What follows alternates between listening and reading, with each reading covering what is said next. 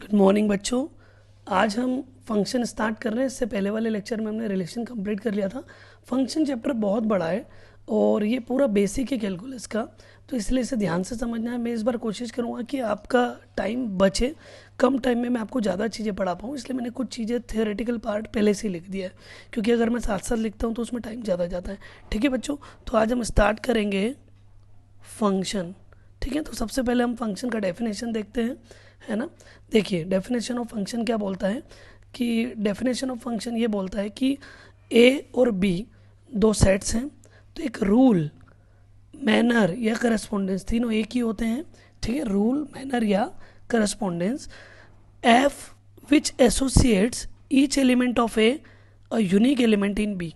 मतलब क्या बोल रहा है, कुछ भी नहीं, सेट ए सेट बी है, सेट ए का हर एलिमेंट सेट बी के एलिमेंट के साथ यूनिकली अटैच होना चाहिए, तो वो फंक्शन कहलाएगा। इसे मैपिंग भी कहते हैं, फंक्शन भी कहते हैं। ए से बी में इसको डिनोट ऐसे करते हैं, F is function from A to B, ये इसे कहा जाता है। ये फंक्शन का डेफिनेशन हो गया। ये देखिए, सेट ए हो गया, सेट बी हो गया। सेट ए के जितने भी एलिमेंट है सारे अटैच है, एक भी बाकी नहीं रहना चाहिए, और सेट बी के एलिमेंट के साथ अटैच हो गए और यूनिकली अटैच है।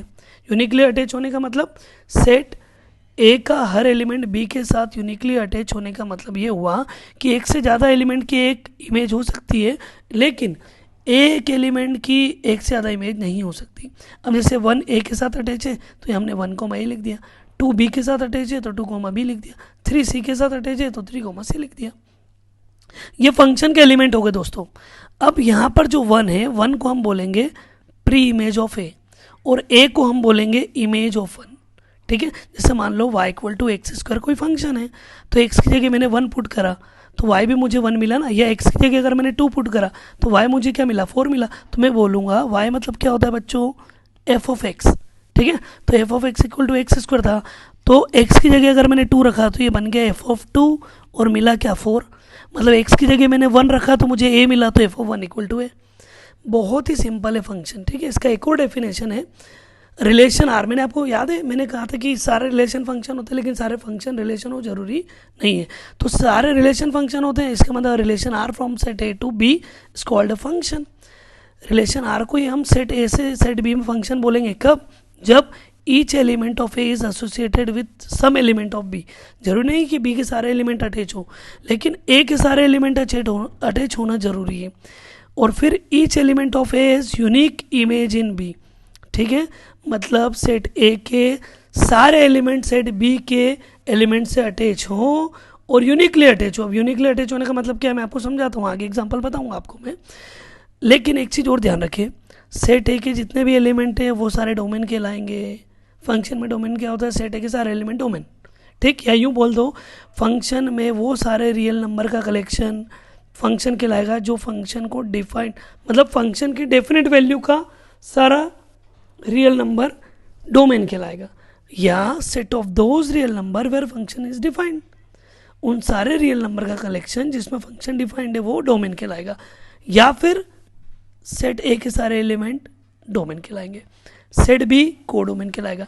और रेंज क्या होगी, रेंज होगी को डोमेन का सबसेट, क्योंकि जरूरी नहीं है कि बी के सारे एलिमेंट सेट ए के एलिमेंट से अटैच हो। जैसे एक एग्जांपल देखो आप, y equal to X square एक फंक्शन है, एक सेट ए है, सेट बी है। ठीक है, सेट ए में एलिमेंट 1 2 3 4 है, 1 यहाँ डालो, 1 का स्क्वायर 1 मिला, 2 का स्क्वायर 4 मिला, 3 का स्क्वायर 9, 4 का स्क्वायर 16, 5 का स्क्वायर 25। ये सारे एलिमेंट तो यूज़ होना ज़रूरी हो गए, ये डोमेन हो गया। सेट बी के वो एलिमेंट जो ए के एलिमेंट से कनेक्टेड है वो रेंज हो गया, और पूरा सेट बी वो कहलाएगा को डोमेन। उम्मीद है अब आपको समझ में आ गया होगा। होल सेट बी को domain, whole set A domain, set B के वो एलिमेंट जो ए से अटैच है रेंज। क्लियर हो गया बच्चों, आगे चलते हैं। अब आपको बताना है कि इनमें से कौन कौन फंक्शन है और कौन कौन नहीं है, एरो डायग्राम देख कर केवल। ठीक है, जैसे सेट ए में 2 एलिमेंट है, कोई बाकी तो नहीं है, नहीं है। सेट बी के 2 एलिमेंट है, अटैच हो गए, अटैच हो गए, एसोसिएट हो गए, और क्या इनकी यूनिक इमेज है, हाँ यूनिक इमेज है, भैया ये फंक्शन हो गया। ठीक, सेट ए में 3 एलिमेंट है, सेट बी में एक ही एलिमेंट है, सेट ए में कोई एलिमेंट बाकी नहीं है, नहीं है, तीनों अटैच है, अटैच है। एक एलिमेंट की एक इमेज, एक एलिमेंट की एक इमेज, एक एलिमेंट की एक इमेज, एक एलिमेंट की 2 इमेज होते तो फंक्शन नहीं होता। मतलब 3 या 3 से ज़्यादा एलिमेंट की भी एक इमेज है तो ये फंक्शन है। इधर क्या ये फंक्शन है? हाँ सर, एलिमेंट की इमेज तो यूनिक है, लेकिन सर यहाँ एलिमेंट बच गया इसलिए फंक्शन नहीं है। सारे एलिमेंट की इमेज होना जरूरी है। क्या ये फंक्शन है? सर ये फंक्शन नहीं है। क्यों? क्योंकि एक एलिमेंट की 3 इमेज हो रही है ना, तो ये फंक्शन नहीं होगा। मतलब मैं आपको एक की पॉइंट बताता हूँ। क्या? सेट ए के एलिमेंट को आप मान लो सवारी, अरे बस में सवारी बैठती है ना। सेट बी के एलिमेंट को आप मान लो बस। अब आप तो एक ही चीज़ याद रखो, क्या? सवारी को बस में बिठाना है, सारी सवारी को बस में बिठाना है। बस ये आप याद रख लो कि सारी सवारी को बस में बिठाना है। अब आप देखो भैया, 2 सवारी बस में बैठ गई, 3 सवारी एक बस में, हाँ 3 सवारी एक बस में बैठ सकती है, 3 सवारी एक बस में बैठ सकती है। ये 3 सवारी बस में बैठ गई, लेकिन एक सवारी बच गई, इसलिए फंक्शन नहीं है। एक सवारी 3 बस में बैठ ही नहीं सकती, इसलिए फंक्शन नहीं है। तो एरो डायग्राम देखकर आपको फंक्शन पता होना चाहिए। ठीक है, अगला है बच्चों, graph is continuous then interval. अब देखो पहली बात तो कंटिन्यूस फंक्शन क्या होता है? कंटिन्यूस फंक्शन क्या होता है भैया? ऐसा फंक्शन जिसको बनाए हम तो हमारा पेन नहीं उठना चाहिए, जैसे साइन एक्स चलते ही जा रहा है, तो भैया ये कंटिन्यूस फंक्शन हो गया। क्या हो गया? ये कंटिन्यूस फंक्शन हो गया ना। ठीक है, तो अगर ये कंटिन्यूस फंक्शन हो गया तो बोल क्या रहा है सामने वाला? अगर कोई फंक्शन कंटिन्यूस है तो उसकी मिनिमम और मैक्सिमम वैल्यू फंक्शन की रेंज होगी। तो देखो साइन एक्स का ग्राफ, मिनिमम मैक्सिमम वैल्यू क्या होती है भैया? जो हाइट होती है ना, हाइट में सबसे नीचे वाली वैल्यू क्या, कहाँ तक जा रही है? -1 तक। मैक्सिमम वैल्यू कहाँ तक जा रही है? 1 तक। तो यही इसकी रेंज हो गई। रेंज क्या हो गई? -1 से 1। आगे मैं समझाऊंगा आपको इस बारे में, पर अभी तो आप ये याद रखो, कंटिन्यूस फंक्शन में जो मिनिमम और मैक्सिमम वैल्यू होती है वही उस फंक्शन की रेंज होती है। उम्मीद है कि आपको ये बात समझ में आ गई होगी। ठीक है, आगे देखते हैं बेसिक फंक्शन। अभी हम पहले थोड़ा सा डोमेन के बारे में सीखते हैं, थोड़ा सा डोमेन का बेसिक सीखते हैं। आगे हमें 100 क्वेश्चन करना पड़ेंगे डोमेन के, तब आपको ये क्लियर होगा। अभी तो आप ये याद रखिए, जब भी कोई फंक्शन रूट में आ जाए तो उसका डोमेन कैसे निकालेंगे? रूट के अंदर की वैल्यू उठाएंगे और उसको ग्रेटर इक्वल टू 0 के सामने रख देंगे, क्योंकि root is always non negative number. Non negative मतलब पॉजिटिव या 0 दोनों चलेगा। तो जब भी कोई नंबर रूट के अंदर आएगा आप उसको उठाएंगे, 0 ग्रेटर इक्वल टू 0 के सामने रख देंगे। इसका मतलब एक्स की वैल्यू 0 या 0 से ज़्यादा है। ठीक है, एक्स की वैल्यू 0 या 0 से ज़्यादा है, मतलब इसका मतलब आप ऐसा समझ लो कि भैया यहाँ 0 रख दिया और 0 से बड़े नंबर इधर आते हैं, तो आपका डोमेन क्या हो गया? एक्स बिलोंग्स टू 0 इंक्लूड है, 0 से इन्फिनिटी। ठीक है, अभी इसी में मान लीजिए मैं एक दूसरा एग्जांपल ले लेता हूँ। मान लीजिए कि ये कुछ ऐसे आ गया, क्या कि x+1 आ गया ना रूट के अंदर, और बोला इसका डोमेन निकालो। तो आप क्या करो, जो भी रूट के अंदर है उसको ग्रेटर इक्वल टू 0 कर दो, x is greater equal to 1 हो गया। तो अब क्या हो जाएगा? ये 1 से इन्फिनिटी, 1 से बड़े सारे नंबर, तो इसका डोमेन हो गया 1 से इन्फिनिटी। उम्मीद है आपको समझ में आ रहा है। रूट के अंदर जो भी आ जाए, अरे रूट के अंदर साइन एक्स आ जाए, sine x greater equal to 0 कर दो। रूट के अंदर x+1 आ गया, x+1 ग्रेटर इक्वल टू 0 कर दिया और x की वैल्यू ढूंढ ली, तो ही डोमेन निकाल पाओगे आप। ठीक है, रूट के अंदर भगवान बैठ गए, भगवान ग्रेटर इक्वल टू 0 कर दिया। बात समझ रहे हो ना, मजाक की बात है। तो ठीक है, तो रूट के अंदर जो भी आए ऐसे करना। अब 1/x आ गया, तो 1/x, 1 में कोई भी फंक्शन आ जाए तो नीचे वाला फंक्शन या नीचे वाला जो भी नंबर है वो कभी भी 0 नहीं होगा। तो अब बाकी सारी वैल्यू काम करेगी, केवल 0 नहीं आए, क्योंकि 0 आते ही फंक्शन क्या हो जाएगा? अनडिफाइंड। यहाँ भी आपने नॉन नेगेटिव नंबर क्यों रखे? क्योंकि नेगेटिव रखने पर फंक्शन अनडिफाइंड हो जाता है। ठीक है, तो आपको वो सारी वैल्यूज ढूंढना है जिसके लिए फंक्शन डिफाइंड है। तो यहाँ 0 के लिए फंक्शन डिफाइंड नहीं है, तो डोमेन क्या हो गया? सारी रियल वैल्यूज रख दो, 0 छोड़ के। अच्छा, मान लो अब यहाँ x-1 आ गया, तो आप क्या करोगे? x-1 0 नहीं होना चाहिए, मतलब x क्या नहीं होना चाहिए? 1 नहीं होना चाहिए। तो आपको तो x की वैल्यू ढूंढना है, तो r-1 ये इस फंक्शन का डोमेन हो गया। उम्मीद है आपको समझ में आया होगा। अच्छा, अब सर यहाँ तो 2 फंक्शन आ गए, तो 2 फंक्शन जब भी आ जाए, चाहे वो प्लस में हो, चाहे माइनस में हो, चाहे मल्टीप्लाई में हो, चाहे डिवाइड में हो, आप तो दोनों का अलग अलग डोमेन निकाल लो, ठीक, और उनका इंटरसेक्शन ले लो। बताओ 1/x का डोमेन क्या था? अभी तो निकाला, r-0। बताओ रूट x का डोमेन क्या था? जल्दी देखो जल्दी देखो, 0 से इन्फिनिटी। तो ये हो गया 0 से इन्फिनिटी। इन दोनों का इंटरसेक्शन ले लो। अब सोचो, नंबर लाइन पर ये 0, ये इन्फिनिटी, 0 अभी इंक्लूड है, 0 से इन्फिनिटी पूरे, और इधर r में से क्या नहीं लेना है? 0 नहीं लेना, मतलब इधर सारे नंबर ले लो लेकिन 0 मत लो। तो बताओ इन दोनों में कॉमन एरिया कौन सा है? यही वाला तो है, 0 से इन्फिनिटी, 0 ओपन में क्यों रखा, क्योंकि 0 यहाँ नहीं चलेगा, यहाँ चलेगा, तो ओवरऑल डोमेन क्या हो गया, 0 से इन्फिनिटी ओपन में। बात समझ में आई बच्चों? ठीक है, दो फंक्शन अगर प्लस में, माइनस में, मल्टीप्लाई में, डिवाइड में आ जाए तो उनका इंटरसेक्शन ही ओवरऑल डोमेन होता है। ठीक, नॉट डिफाइंड क्या होता है, 0/0, 1/0, रूट में नेगेटिव, ये तीन चीज़ें नहीं आना चाहिए। ठीक, अब देखो इंपॉर्टेंट पॉइंट्स, दो फंक्शन आ जाए और आपको उन दोनों का डोमेन लेना है। मान लो फंक्शन प्लस में, माइनस में, इनटू में और डिवाइड में, तो आप क्या करोगे, अगर दो फंक्शन प्लस में तो दोनों अलग अलग कर दो और उनके दोनों के डोमेन का इंटरसेक्शन ले लो। जैसे एक क्वेश्चन आ गया 1/x प्लस 1/x माइनस 1, अभी हमने ये वाला नहीं करना, अभी हमने दूसरा करा था। ठीक है, तो बताओ जल्दी से 1/x और 1/x माइनस 1 का डोमेन कैसे निकालेंगे, बताओ इसका डोमेन क्या आएगा। मुझे पता है कि आपको पता है, बस 0 नहीं आएगा सर, बाकी तो सब आएगा, क्योंकि 0 आते ही 1/0 नॉट डिफाइन हो जाएगा। बताओ इसका डोमेन क्या आएगा, सर x माइनस 1 0 नहीं होना चाहिए, इसका मतलब x क्या नहीं होना चाहिए, 1 नहीं होना चाहिए, इसका मतलब इसका डोमेन हो गया r-1। तो ओवरऑल डोमेन क्या होगा, इनका इंटरसेक्शन, मतलब ओवरऑल डोमेन हो गया r में 0 भी नहीं चलेगा, 1 भी नहीं चलेगा, ये आंसर हो गया। बड़ा ही ईजी है, ये मैं केवल बेसिक क्वेश्चन बता रहा हूँ आपको डोमेन के, है ना, बाकी तो बहुत अच्छे अच्छे क्वेश्चन आएंगे, वो हम आगे देखेंगे। ठीक है, अब देखो अगर दो फंक्शन डिवाइड में आ जाए तो एक बात और ध्यान रखना, दोनों का इंटरसेक्शन तो आपको लेना ही है, लेकिन जो डिनोमिनेटर वाला फंक्शन है वो 0 अगर हो रहा है जहाँ पर भी, वो वाला हिस्सा माइनस कर दो। बात समझ में आई, डिनोमिनेटर वाला फंक्शन जहाँ पर भी 0 हो रहा है वो वाला हिस्सा माइनस कर दो कॉमन डोमेन में से। ठीक, जैसे मैं आपको बताता हूँ, जैसे इन्होंने यहाँ पर क्या दे रखा है, एक फंक्शन दे दिया x और दूसरा फंक्शन क्या दे दिया, x माइनस 1 दे दिया। ठीक, अब आपको बोला कि भैया इसका डोमेन बताओ, तो आप क्या करोगे, इन दोनों का इंटरसेक्शन लोगे, तो भैया इसका डोमेन क्या आएगा बोलो, अरे इसका डोमेन तो आ रहे हैं, क्योंकि x ये कुछ भी रख दो, इसका डोमेन क्या होगा, ये d1 कर देते हैं और ये d2, इसका डोमेन भी r ही होगा। क्यों सर r क्यों होगा, अरे क्योंकि अभी तो ये g ऑफ x है ना, तो इसका डोमेन r। अच्छा, तो दोनों का इंटरसेक्शन भी क्या हो जाएगा, दोनों का इंटरसेक्शन भी क्या हो गया, r ही हो गया। लेकिन अब डिनोमिनेटर में कौन सा फंक्शन आ रहा है, x माइनस 1, तो वो डिनोमिनेटर में आ रहा है तो वो 0 नहीं होना चाहिए, तो x माइनस 1 0 कब होगा, जब x इक्वल टू क्या होगा 1। तो आप क्या करो, x इक्वल टू 1 इसमें से हटा दो, या इसको यूँ भी लिख सकते हो कि डोमेन हो गया r माइनस का 1, क्योंकि जैसे आप इन दोनों को डिवाइड में लिखोगे तो ये फंक्शन ऐसा हो जाएगा, कैसा, एफ एक्स मतलब एक्स अपॉन एक्स माइनस 1, तो ये 0 नहीं होना चाहिए, और ये 0 तभी होगा जब x 1 होगा, तो ये मैंने हटा दिया। ठीक है बच्चों, अब देखो जैसे ये वाला फंक्शन देखना है ना ध्यान से। ठीक, x³ प्लस 2x² और gx क्या हो गया 3x² माइनस 1। ठीक है, आपको f डिवाइड बाई g निकालना, तो देखो इन दोनों को ऐड करोगे तो डोमेन आर होगा, इन दोनों को माइनस भी करोगे तो भी डोमेन आर होगा, इनटू भी करोगे तो भी आर होगा, क्योंकि सारी वैल्यूज रखी जा सकती। लेकिन जैसे डिवाइड में करा, तो डिवाइड में करोगे तो क्या हो जाएगा, x³ plus 2x² divide by 3x² minus 1।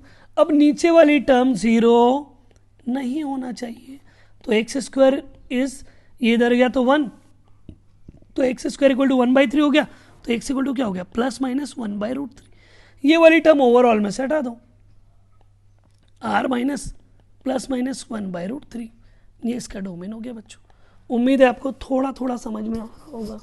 यही उल्टा कर दे, मान लो ये हमने ऐसा करा, ये रिवर्स हो गया, तो क्या करोगे, नीचे वाली टर्म 0 नहीं होना चाहिए, तो फिर क्या करोगे, दोनों में कॉमन क्या x², क्या बचा x plus 2 is not equal to 0, मतलब x भी 0 नहीं होना चाहिए और x प्लस 2 भी 0 नहीं होना चाहिए, मतलब x is not equal to 2। ऐसा भी लिख सकते हो, इसको नॉट इक्वल टू 0 में भी लिख सकते हो, इक्वल टू 0 में भी लिख सकते हो। आप यूँ भी लिख सकते हो कि x इक्वल टू 0 या 2 आ रहा है तो इसको पूरे में से हटा दो, पूरे में से कैसे हटाएंगे, r माइनस, ये डोमेन हो गया।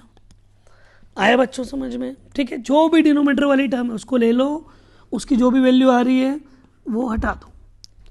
ठीक है ना, आगे देखते हैं। मान लीजिए आपको बोल दिया कि 1/√x माइनस 1 का डोमेन निकालो, तो अब यहाँ पर दो चीज़ें लग रही, एक तो नीचे वाली टर्म 0 नहीं होना, और दूसरा रूट में है तो ग्रेटर इक्वल टू 0 होगी।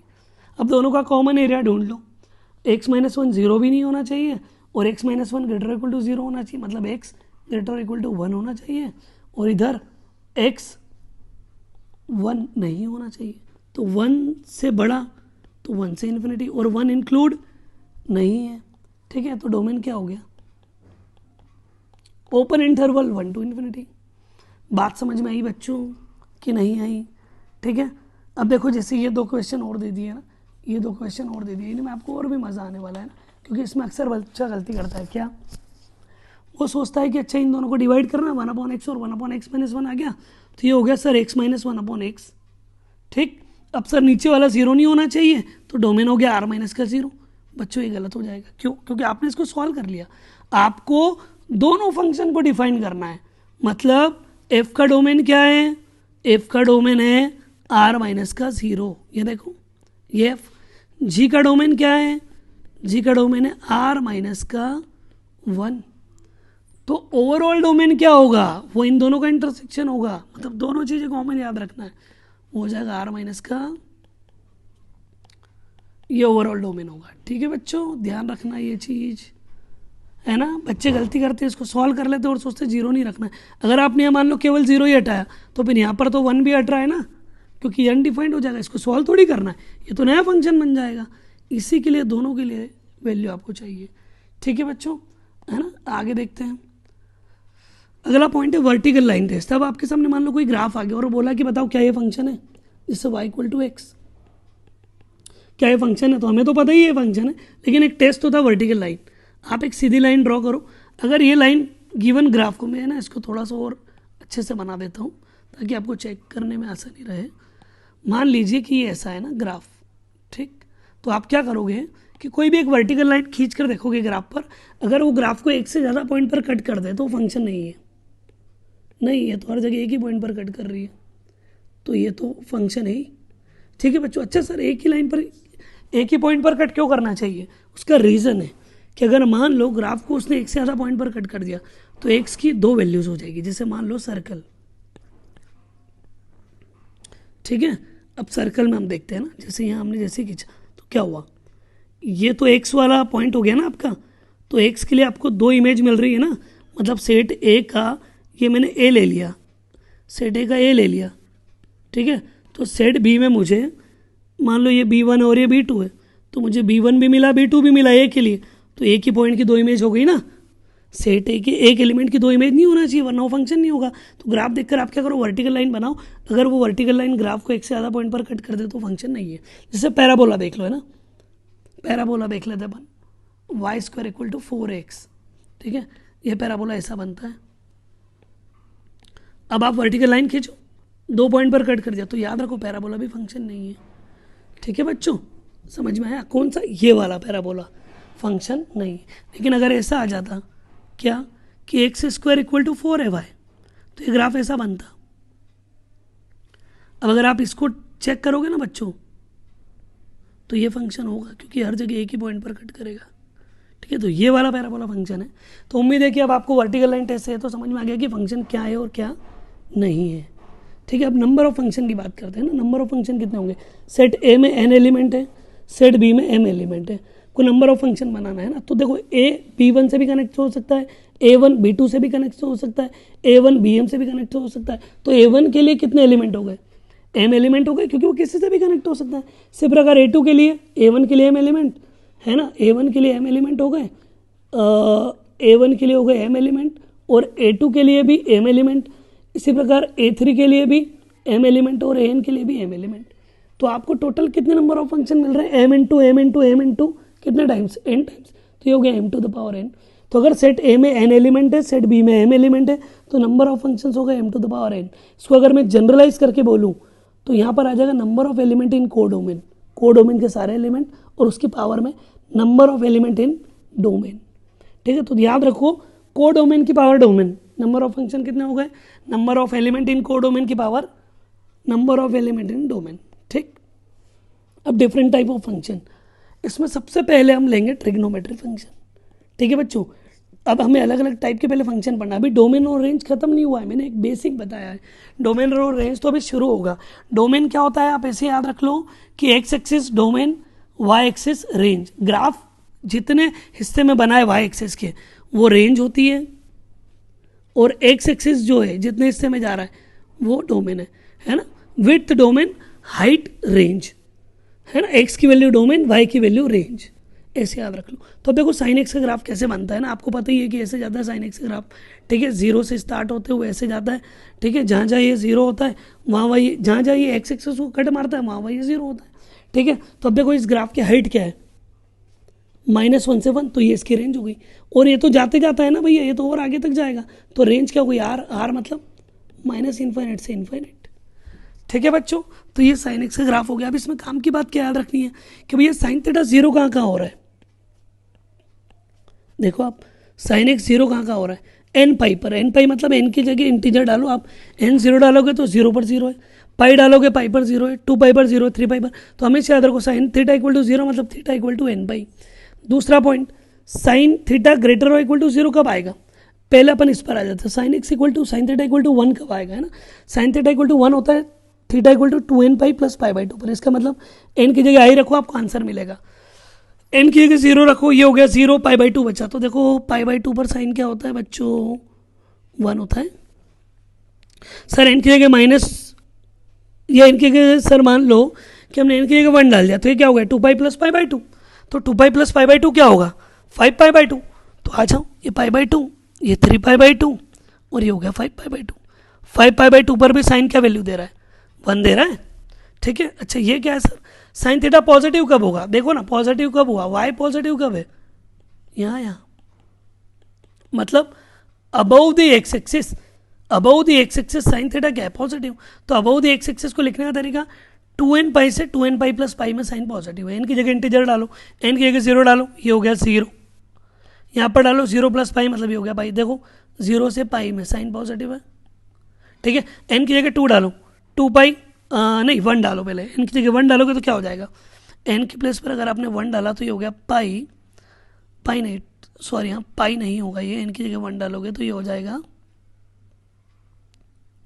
एन की प्लेस पर 1 डाला तो ये हो गया 2 पाई, और यहाँ पर हो गया 2 पाई प्लस पाई यानी 3 पाई, तो अब देखो 2 पाई से 3 पाई में भी साइन पॉजिटिव है, दिख गया बच्चों, ठीक है। तो ये याद रखो साइन पॉजिटिव कहाँ होता है, 2n पाई से 2n पाई प्लस पाई में, ठीक। 3-4 चीज़ें याद रखो, एक तो साइन एक्स का डोमेन हो गया आर, रेंज हो गई -1 से 1, साइन थीटा जीरो कब होगा एन पाई पर, साइन थीटा 1 कब होगा 2n pi plus pi by 2 पर, साइन थीटा पॉजिटिव कब होगा 2n पाई से लेकर 2n पाई प्लस पाई पे, ठीक। अगला हम आ जाते हैं कॉस एक्स पर, कॉस एक्स का ग्राफ बेटा ऊपर से आएगा क्योंकि जीरो पर 1 देता है, ठीक, जीरो पर 1 देता है, ये देखो जीरो पर 1 दिया है इसने, पाई बाई 2 पर जीरो देता है, पाई पर -1 देता है, ठीक है। तो इस प्रकार से इसके ग्राफ का कर्व होता है, ये आपको आना चाहिए ना, एक दो बार बनाना समझ में आ जाएगा। फिर साइन, अच्छा कॉस एक्स का डोमेन भी आर, क्योंकि देखो डोमेन चलते ही जा रहा है भैया, प्लस इन्फिनिटी से माइनस इन्फिनिटी में पूरा ग्राफ बनेगा, और हाइट क्या है इसकी -1 से 1, तो रेंज हो गई -1 से 1। अच्छा कॉस थीटा जीरो कहाँ पर होता है, कॉस थीटा जीरो होता है सारे ऑड पाई बाई 2 पर, देखो आप ध्यान से, ये पाई बाई 2 कॉमा जीरो है, 3 पाई बाई 2 कॉमा जीरो है, यहाँ पर आएगा 5 पाई बाई 2 कॉमा जीरो, ठीक है, ये -3 पाई बाई 2 कॉमा जीरो, ये हो जाएगा माइनस का 5 पाई बाई 2 कॉमा जीरो, और ये चलते जाएगा, ठीक है। तो बच्चों कभी भी कोई पूछे cos theta equal to zero तो बोलना theta equal to 2n plus 1 pi by 2 मतलब odd pi by 2, 2n minus 1 pi by 2 बोलोगे वो भी सही है। कॉस थीटा 1 कहाँ पर होता है, देखो जीरो पर 1 है, फिर 2 पाई पर 1 है, फिर -2 पाई पर 1 है, मतलब देखो 2 पाई पर 1, 0 पर 1 और -2 पाई पर 1, इसका मतलब कॉस थीटा 1 हो रहा है, मतलब थीटा क्या हो रहा है E1 पाई, क्या हो रहा है बच्चों E1 पाई, या 2n पाई भी बोल सकते हो, ठीक है। तो ये याद रखो। इसके अलावा 10x का ग्राफ बनाना, तो 10x का ग्राफ के लिए 10x होता है sine x upon cos x, तो कॉस एक्स डिवाइड में आ रहा है तो ये जीरो नहीं होना चाहिए, जहाँ जहाँ कॉस एक्स जीरो होगा वहाँ वहाँ 10x का ग्राफ अनडिफाइंड होगा। तो कॉस एक्स जीरो कहाँ हो रहा था, ऑड पाई बाई 2 पे, तो देखो जितने भी ऑड पाई बाई 2 है, देखो जैसे पहला मिला पाई बाई 2, तो यहाँ पर 10 का ग्राफ आते ही अनडिफाइंड हो गया, मतलब ये ऐसा ऊपर निकल जाएगा, ठीक है, टच किए बिना। फिर ये पाई था, यहाँ पर क्या आएगा 3 पाई बाई 2, तो ऑड पाई बाई 2 लगते ही 10 का ग्राफ अनडिफाइंड हो गया। इसी प्रकार यहाँ पर क्या आएगा माइनस का पाई बाई 2 है, तो ऑड पाई बाई 2, 10 का ग्राफ अनडिफाइंड हो गया। तो बच्चों ये याद रखो कि 10 का ग्राफ अनडिफाइंड कहाँ पर होता है, ऑड पाई बाई 2 पर, क्यों, क्योंकि 10x होता है sine X upon cos X, cos X divide में अभी हमने पढ़ा डोमेन क्या होगा, नीचे वाला जीरो नहीं होना चाहिए, नीचे वाला जीरो हो रहा था ऑड पाई बाई 2 पर, तो कॉस 10x का डोमेन निकालने के लिए हमने क्या करा, एक such that cos x equal to zero को हमने माइनस कर दिया, यानी कॉस एक्स जीरो कहाँ पर था 2n प्लस 1 पाई बाई 2 पे, यानी ऑड पाई बाई 2 पे, तो डोमेन क्या हो गया R minus odd pi by 2, और रेंज क्या हो गई देखो ना, हाइट, हाइट देखो माइनस इन्फिनिटी से प्लस इन्फिनिटी तक हाइट जा रही है इसकी, ठीक है बच्चों। तो इसकी रेंज हो गई आर, मतलब माइनस इन्फिनिटी से प्लस इन्फिनिटी, ठीक।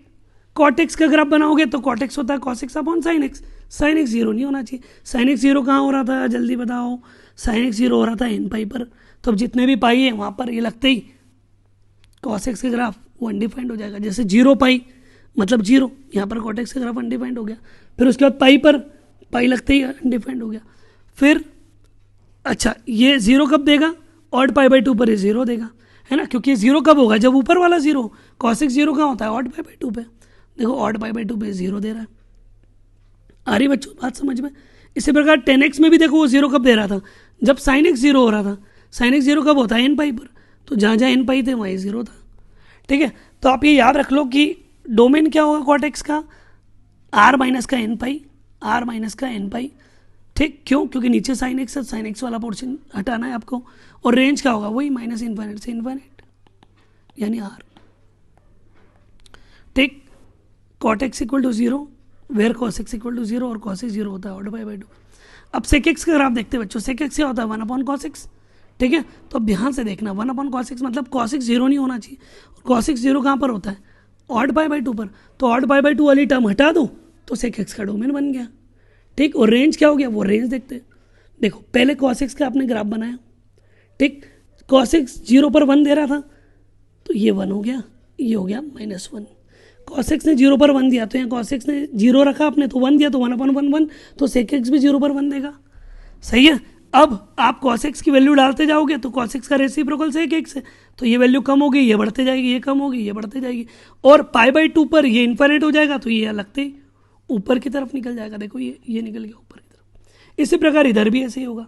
तो जहाँ जहाँ कॉस एक्स का पॉइंट डोम आ रहा है ना, वहाँ वहाँ आपको क्या करना है, सेक एक्स का ग्राफ बना देना है, ठीक। नीचे की तरफ भी ऐसे होगा, ये ऊपर जा रहा है ये नीचे जाएगा, ये ऊपर जा रहा है ये नीचे जाएगा। जहाँ ये पाई बाई टू पर मिला कि ये लगते हैं वहाँ पर इन्फाइनाइट हो जाएगा। तो रेड वाला जो है वो सेक एक्स का ग्राफ है और ब्लू वाला कॉस एक्स का ग्राफ है। तो आपको तो केवल सेक एक्स का ग्राफ बनाना है। सेक एक्स का, अब देखो सेक एक्स की रेंज वन दे रहा है, वन से ऊपर इन्फाइनाइट तक जा रहा है, फिर इधर माइनस वन दे रहा है, माइनस वन से नीचे माइनस इन्फाइनाइट तक जा रहा है, तो रेंज हो गई माइनस इन्फाइनाइट से माइनस वन, क्योंकि ये दे रहा है इसलिए क्लोज में, वन भी दे रहा है इसलिए क्लोज में, और इन्फाइनाइट ओपन में हो गया, ठीक। तो ये सेक एक्स का ग्राफ केवल रेड वाला है, आपको ये याद रखना है। डोमेन हो गया R minus odd pi by two, range हो गई माइनस इन्फाइनाइट से माइनस वन, यूनियन वन से इन्फिनिटी, ठीक है बच्चों। कॉसेक एक्स होता है one upon sine x, sine x जहाँ जहाँ जीरो होगा वहाँ वहाँ फंक्शन अनडिफाइंड होगा। साइन एक्स जीरो कहाँ होता था एन पाई पर, वो डोमेन में से हटा दो तो ये डोमेन मिल गया। रेंज क्या होगी, अब देखो साइन एक्स का ग्राफ बनाओ, इसका डोम कहाँ आ रहा था, यहाँ पर आ रहा था, पाई बाई टू पर ये वन दे रहा था, तो यहाँ पाई बाई टू डालते ही ये वन हो जाएगा, तो वन अपॉन वन क्या आएगा, वन ही तो आएगा। तो कॉसेक एक्स भी पाई बाई टू पर वन देगा, फिर ये रेसिप्रोकल है तो ये नीचे ये ऊपर, ये नीचे ये ऊपर, और जैसे ये पाई पर जीरो देगा ये इन्फाइनाइट हो जाएगा। तो बच्चों ये किसका ग्राफ बन गया आपका, कॉसेक एक्स का। इसी प्रकार थ्री पाई बाई टू पर भी ये वन दे रहा था, कॉसेक एक्स भी वन देगा, फिर ये नीचे आएगा ये ऊपर जाएगा, जैसे ही ये इधर आकर थ्री पाई पर आकर ये जीरो होगा ये इन्फाइनाइट हो जाएगा। तो बच्चों रेड वाला हो गया कॉसेक एक्स का ग्राफ, साइन का ग्राफ हो गया आपका ब्लू वाला। तो आपको तो रेड वाला ही याद रखना है ना, ये तो मैंने समझाने के लिए बनाया। अब ये वन से इन्फिनिटी जा रहा है, इधर ये माइनस वन से, ये देखो ये माइनस वन से माइनस इन्फिनिटी जा रहा है, तो इसकी रेंज क्या हो गई माइनस इन्फिनिटी से माइनस वन, वन से इन्फिनिटी, ठीक है बच्चों। तो उम्मीद है कि आपको ट्रिग्नोमेट्रिक फंक्शन तक सारी चीज़ें समझ में आई होगी, ठीक है। अब मुझे लग रहा है कि थोड़ा सा लेंदी हो जाएगा, तो आज आप इतना याद रखें, कल मैं बाकी के टाइप्स ऑफ फंक्शन भी एक्सप्लेन करूँगा, ठीक है। इस वीडियो को ज़्यादा से ज़्यादा शेयर करें, सब्सक्राइब करें, लाइक करें। अगर आपको समझ में आ रहा है, अच्छा लग रहा है, तो अपने कमेंट ज़रूर लिखें। जैसे कि आपको ये लेक्चर पढ़ने के बाद अगर पढ़ने का मोटिवेशन मिल रहा है कि हाँ यार मुझे एक बार ये पढ़ना चाहिए, याद करना चाहिए, उसी प्रकार आपके पॉजिटिव कमेंट्स मुझे और अच्छा पढ़ाने का मोटिवेशन देते हैं, ठीक है बच्चों। तो थैंक यू वेरी मच, उम्मीद है आपको अच्छे से समझ में आ रहा होगा, ठीक है। Thank you so much.